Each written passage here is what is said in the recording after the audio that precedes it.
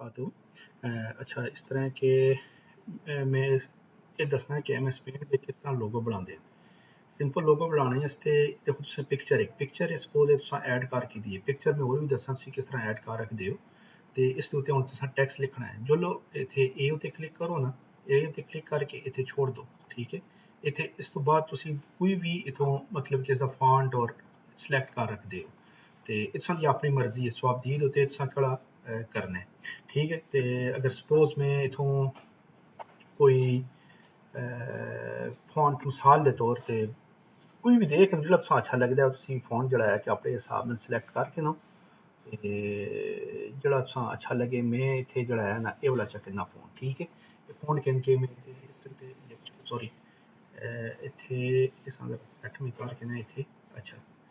इत्थे लिख के मैं लिखना जी नोट 10 ठीक है नोट 10 ठीक है। नोट 10 लिख के इस तुसीं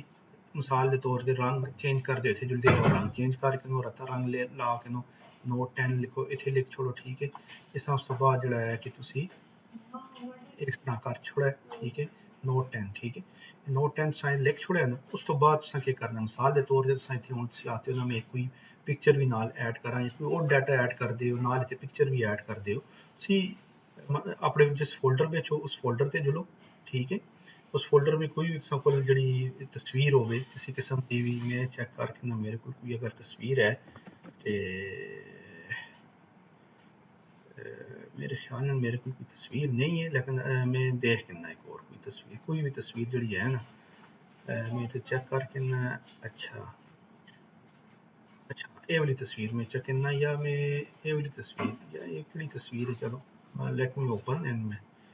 एडिट उत्ते जुल के ना इस समय जरा खोल के चेक करके ना अच्छा सपोज मैं ये तस्वीर इत्थों हुण सिलेक्ट करना चाहना मैं ये तस्वीर इत्थों बनाना चाहना ये तस्वीर में इत्थों कॉपी करना चाहना सपोज इत्थों देखो मैं इसे सिलेक्ट किया ठीक है और इस उत्ते राइट क्लिक करके कॉपी करके मैं इत्थे किन खड़ना ठीक है। दूसरे मेरा जेह्ड़ा पेंट इत्थे हुण मैं इत्थे अपनी तस्वीर जेह्ड़ी है ना इत्थे पेस्ट कर छोड़ो ठीक है। पेस्ट किस तरह करसो कंट्रोल वी प्रेस करो और इसकी तुसीं ਇਹ ਚੀਜ਼ ਜਿਹੜੀ ਹੈ ਨਾ ਇੱਥੋਂ ਪਕੜੋ ਕਰਨੀ ਤੇ ਇਸਾਂ ਪਕੜੋ ਇੱਥੋਂ ਨਾ ਤਾਂ ਪਕੜ ਕੇ ਤੁਸੀਂ ਇੱਥੋਂ ਆਣ ਕੇ ਨਾ ਇੱਥੇ ਤੇ ਉਸ ਤੋਂ ਬਾਅਦ ਇਸ ਦੀ ਹਾਈਟ weight ਔਰ ਲੈਂਥ ਜਿਹੜੀ ਹੈ ਨਾ ਇੱਥੋਂ ਕੰਨੇ ਤੋਂ ਪਕੜਨੇ ਕੰਨੇ ਤੋਂ ਪਕੜ ਕੇ ਤੁਸੀਂ ਇਸ ਨਿੱਕਾ ਵੱਡਾ ਜਿੰਨਾ ਵੀ ਕਰਨਾ ਹੈ ਉਸ ਹਿਸਾਬ ਨਾਲ ਤੁਸੀਂ ਕਰ ਰੱਖਦੇ ਹੋ ਇੱਥੇ ਲਾਓ ਠੀਕ ਹੈ। ਇਸਾਂ ਹੋਰ ਵੱਡਾ ਕਰਨਾ ਹੈ ਇੱਥੇ ਐਡਜਸਟ ਕਰਨਾ ਹੈ ਠੀਕ ਹੈ ਕੁਝ ਵੀ ਕਰਨਾ ਹੈ ਤੁਸੀਂ ਆਰਾਮ ਸਕੂਨ ਨਾਲ ਕਰ ਰੱਖਦੇ ਹੋ ਠੀਕ ਹੈ।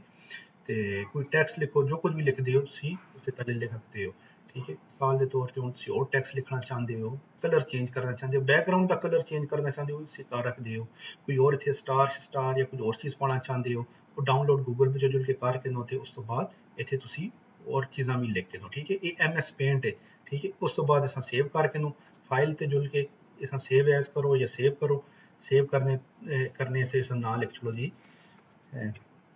मेरा लोगो जी लोगो या लोगो वन दे नाई दे ठीक है लोगो वन दे नाई ते लिख के ते सेव करके नो ठीक है ये सेव हो गया और उस तो बाद तुसां ओपन करके तुसीं देखो ते तुसां दा उत्थे लोगो दे नाई ते इत्थे लोगो दे नाई ते हाँ ये लोगो दे नाई ते सेव हो गया ठीक है। इसां तुसीं ओपन करसो ते तुसां दा देखो ये ओपन हो गया ठीक है।